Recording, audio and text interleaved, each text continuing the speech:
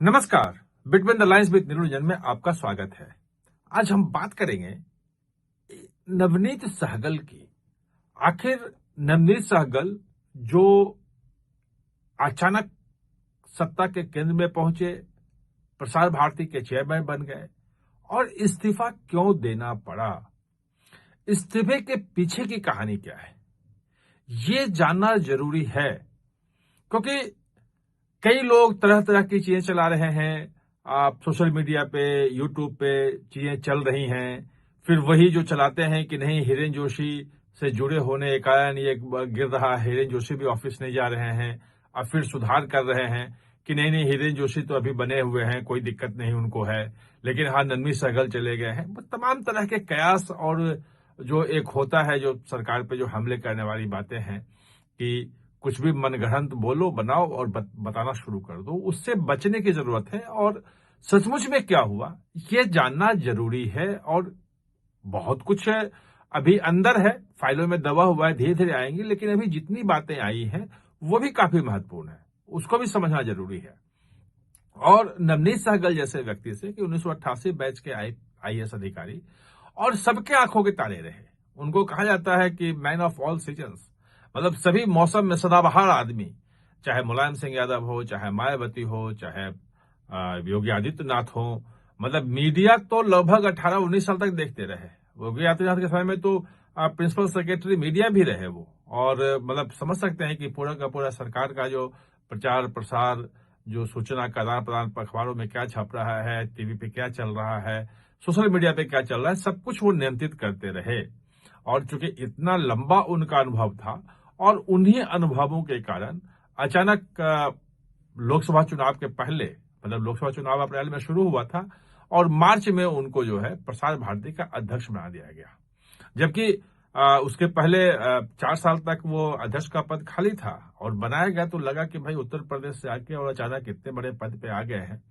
और 1 साल 8 महीने बाद अचानक इस्तीफा लिया गया। कल शाम को मैं कहीं जब बैठा था और जब फोन आया कि शायद उन्होंने इस्तीफा दे दिया क्या, तो अभी क्या हुआ, तो नहीं, अभी रूमर ऐसा चल रहा है। खैर, मैंने जब आईएनबी मिनिस्टर में फोन किया, मतलब ऊपर लेवल पे, तो तत्काल कंफर्म हो गया कि हाँ, उन्होंने इस्तीफा दे दिया है। और इस्तीफा भी ऐसे कि उन्होंने दिया और तत्काल स्वीकार कर लिया गया। मैं जब बोल रहा हूं कि तत्काल स्वीकार कर लिया गया, इसका मतलब ये कि उन्होंने इस्तीफा दिया और स्वीकार कर लिया। आज से वो ऑफिस नहीं जाएंगे, जो जैसा था, जहां पे काम था वहीं रहेगा। ये जो अचानक हुआ है, इसके पीछे अगर हम जाएंगे तो आपको इस्तीफे का कारण जो है वो काफी कुछ समझ में आ जाएगा।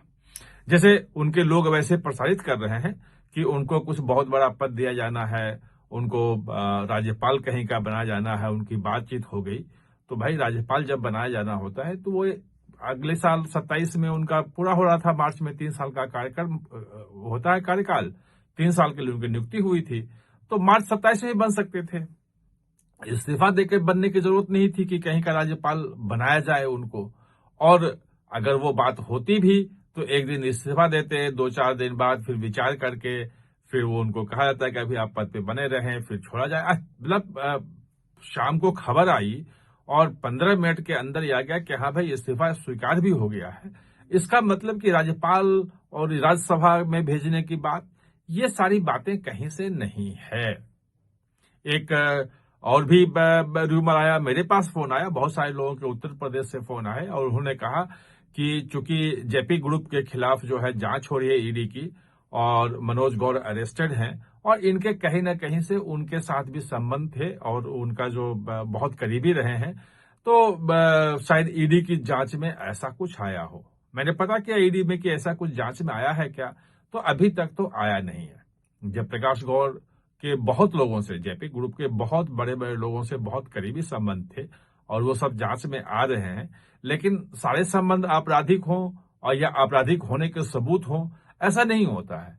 और जब तक नहीं हुआ, कुछ गड़बड़ नहीं किया हुआ साथ मिलके, तो सिर्फ नाम आने से कुछ होता नहीं है। और नाम अभी है नहीं, अभी तक फिलहाल नहीं है, जो मैंने वहां टॉप लेवल पे कंफर्म कर लिया है। अब बात आती है कि भाई फिर इस्तीफा हुआ क्यों, इसके पीछे क्या कारण हो सकता है। तो इसको खंगालने के लिए मैंने प्रसार भारती में भी बहुत सारे लोगों से बातचीत की। बहुत मित्र हैं जो वहां पे बहुत लंबे समय से काम कर रहे हैं। उसमें जो महत्वपूर्ण बात जो निकल के आ रही है, जो कारण समझ में आ रहा है, वो कामकाज के तरीके को आ रहा है। क्योंकि एक सरकार जो है, आप प्रसार भारती का उपयोग जानते ही हो, बाकी जगह भी है कि सरकार जो है वो अपने कार्यक्रमों के प्रचार प्रसार के लिए और जो सरकारी योजनाएं हैं, जो जितनी भी चीजें चल रही हैं, आम जनता तक पहुंचे, उसके लिए एक मीडियम के रूप में प्रसार भारती, उसके अंदर AIR भी है, उसके अंदर DD न्यूज भी है और बहुत सारे उसमें प्लेटफॉर्म जो है उसके अंदर आते हैं, जिसपे वो अपनी चीजों को करती है। भारतीय संस्कृति को बढ़ावा देना है, सब कुछ करना है। इसमें बहुत सारे डॉक्यूमेंट्रीज भी बनते रहते हैं, बहुत सारे उसके लिए कमीशन भी होता है, स्पेशल प्रोजेक्ट्स होता है, जिसमें मतलब प्रसार भारती की तरफ से ही DD न्यूज भी पैसे देती है कि ये आप डॉक्यूमेंट्री बना के दें, और बहुत सारे काम होते रहते हैं, करोड़ों का होता है। ये जो एक बात आ रही है कि कुछ लोगों को वो ज्यादा फेवर कर रहे थे, और वो लोग थे जो सरकार के खिलाफ थे, सोशल मीडिया पे कहीं कुछ और करते थे, मतलब सरकार के खिलाफ जो दुष्प्रचार होता है उसमें लगे रहते थे, और उन लोगों को भी दिया जा रहा था। कुछ और थी कि जो राष्ट्रवाद की जो बात होती है, राष्ट्रीयता की बात होती है, हिंदुत्व की बात होती है, भारतीय सांस्कृतिक परंपराओं से जुड़े हुए जो कुछ सीरियल्स थे, जो सीरीज के लिए वहां पे जो सबमिशन किया गया था, लोगों ने कहा था कि हम ये डॉक्यूमेंट्री और इस ढंग की बना सकते हैं, उसमें बेवजह डिले भी हो रहा था। और कुछ और दूसरे कारण भी थे, कुछ लोगों को प्रोटेक्शन की बात भी थी। अभी 1-1.5 महीना पहले एक वहां पे डिप्टी डायरेक्टर था, जिसको अचानक बुला के कहा गया कि भाई आप कल से ऑफिस नहीं आएंगे, और उसका ट्रांसफर कर दिया गया क्योंकि उसके खिलाफ बहुत सारी शिकायतें थी। अब जो मेरी बात हो रही है उसमें इस ढंग की शिकायतें बहुत है, प्रूफ अभी तक बात नहीं आई थी सामने, शिकायतों की संख्या बढ़ गई थी, और जिस ढंग के प्रपोजल्स अप्रूव हो रहे थे वहां पे, जिस ढंग के कामकाज हो रहे थे, वो सरकार को खटक रहा था कि कहीं ना कहीं जिस उद्देश्य के लिए उनको रखा गया है और प्रसार भारती को जिस ढंग से ट्रांसपेरेंसी के साथ काम करना चाहिए, उस ट्रांसपेरेंसी का वहां पे अभाव हो रहा है। ये तमाम चीजें आई। उसमें कुछ जो ऐसे मामले भी, मतलब काफी संगीन आरोप भी उसमें हैं जो उनके ऊपर लगे हैं। उसमें कितनी सच्चाई है, कितनी नहीं है, अभी कहना मुश्किल है, क्योंकि किसी के कह देने से वो आरोप हम बाहर ले आए, वो अच्छी बात नहीं होती है। एक बार जांच हो जाए या कोई प्रूफ सामने आ जाए, कोई कागज आए कि उन्होंने ऐसा किया, वो किया, तब हम उस बात को कह सकते हैं। वैसे अभी उन्होंने इस्तीफा दिया है, कल रात में ही इस्तीफा हुआ है, 1-2 दिनों में, अभी ताजा मामला है, अंदर की बहुत सारी चीजें और सामने आएगी, तो फिर हम आपको बताएंगे कि दरअसल हुआ क्या था।